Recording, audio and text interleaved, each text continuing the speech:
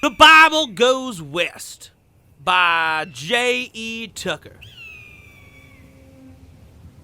Sarai, Abraham, and Hagar, and the great brand of God.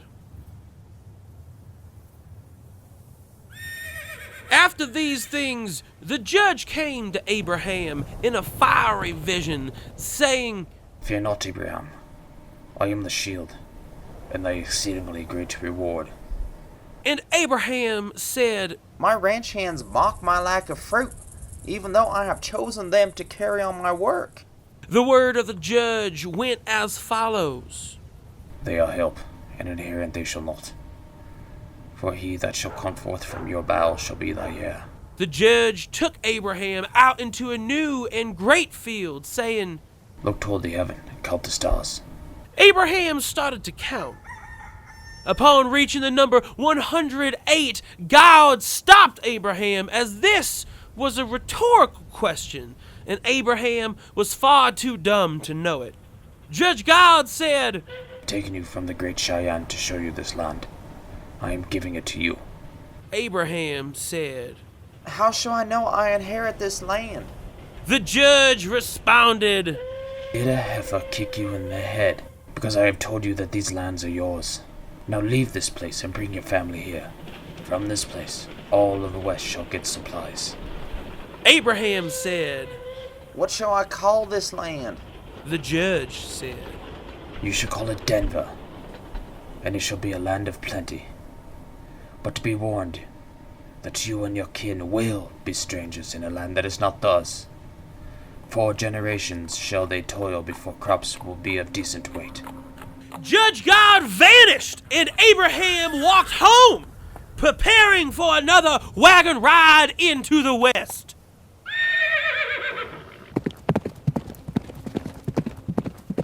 Now Sarai, Abraham's wife, bore him no children, for her hips could carry no child. But she had a handmaid by the name of Hagar. Sarai said to Abraham, Now look, the judge has restrained me from bearing your seed. I suggest, if you require an heir, to take my maid, and I shall just steal her children as my own. Abraham, who had always fancied a polyamorous relationship, agreed. Abraham spent 10 days agreeing to his wife's wishes.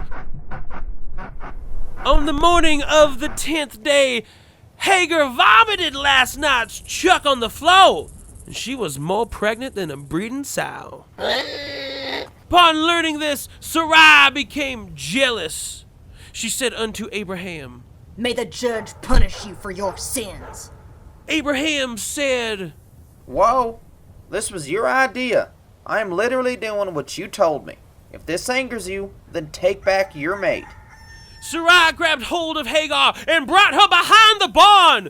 Sounds of violence filled the air. Hagar, now with child to protect, fled from her mistress. After fleeing Sarai and her seekers, a marshal of the judge God found Hagar by a small pond in the wilderness on way to Boulder. He said to Hagar, Where do you think you're going? Hagar responded, I am a slave and will not be beat again. My child will be born free, and I shall be free as well. The marshal pointed his gun at Hagar and said, Return to your mistress and submit to her hands. Your mistress has your best interest at heart. She keeps you fed, clothed, and safe. Hagar responded to the marshal, No, I am on the run, but I am free here, as is my son, and we intend not to return. The marshal laughed and moved to grab the arm of Hagar. Hagar said, Do not come closer, or I shall unleash fire and lead into you. Hagar pulled out a gun she had stolen from Abraham. The marshal said, You have not the guts to fire that cannon. Should you try, you'll probably fall back and break your skull. The marshal moved on Hagar, but to his surprise, she fired 6 bullets true into his belly. The sounds echoed through the wilderness.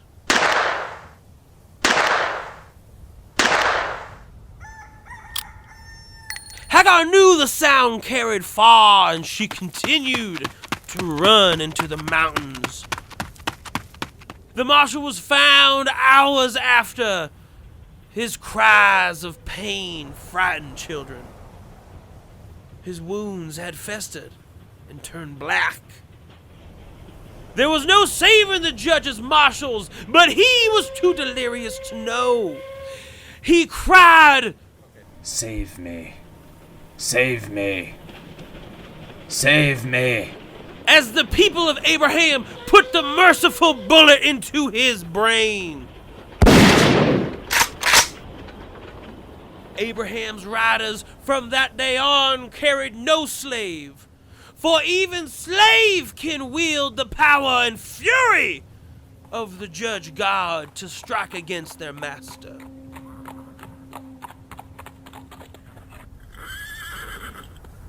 When Abraham was 99 years old, the judge God rode into the ranch and said, I am the judge of this territory. Walk with me.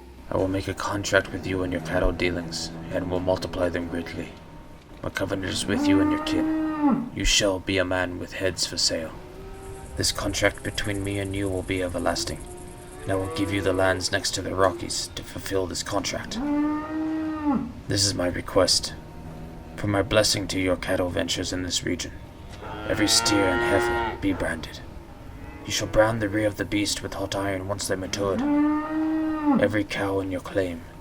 Every cow born. Every cow bought. Abraham said to the judge, I will do this for you, my lord, but more cows are not my dream. The judge God looked at Abraham, confused and angered. His blessing was not approved. Abraham kept talking before the judge could yell. Whoa, now I want a son to carry on my ranch. The judge God understood the rancher's dreams, for he as well was without prodigy. The judge said to Abraham, If you complete your part of the contract, I shall give you a son. Abraham said to God, But my wife cannot bear child, for her hips are too small and she would surely die. That is why I impregnated Hagar. But she ran off to freedom. Alas, I will be without son and heir. The judge said to Abraham, I will move things at the courthouse to make this happen. You have an heir, but first you must work hard. Every bovine in your claim must have my mark. Abraham spent the next years branding his cows. The walk was hard, and many of his hands did not have the endurance. In beginning the next cattle drive, Sarai was pregnant like a general store's daughter after the football team took state. Oh, shit. The Bible Goes West by J.E. Tucker.